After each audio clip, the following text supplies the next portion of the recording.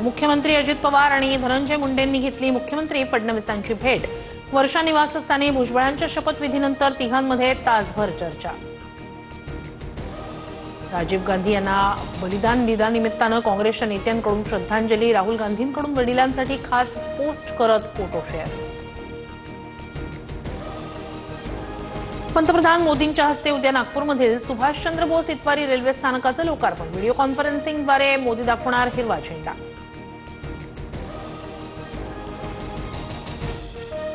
मुंबई महापालिकेची निवडणूक 2017च्याच प्रभाग रचनेनुसार होणार। सूत्रांची माहिती 227 प्रभागांमध्ये निवडणुकीसाठी तयारी सुरू।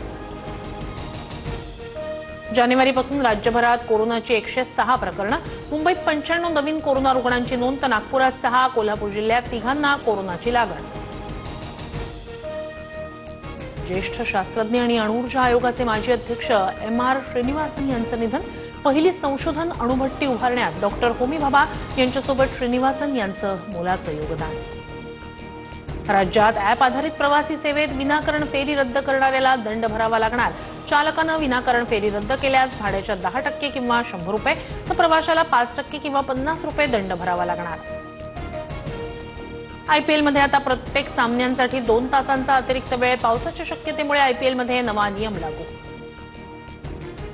राजस्थान रॉयल्स विरुद्ध चेन्नई सुपर किंग्स सामन्यानंतर वैभव सूर्यवंशी धोनीच्या पाया पडला। वैभवच्या कृतीचं सर्वांकडून कौतुक।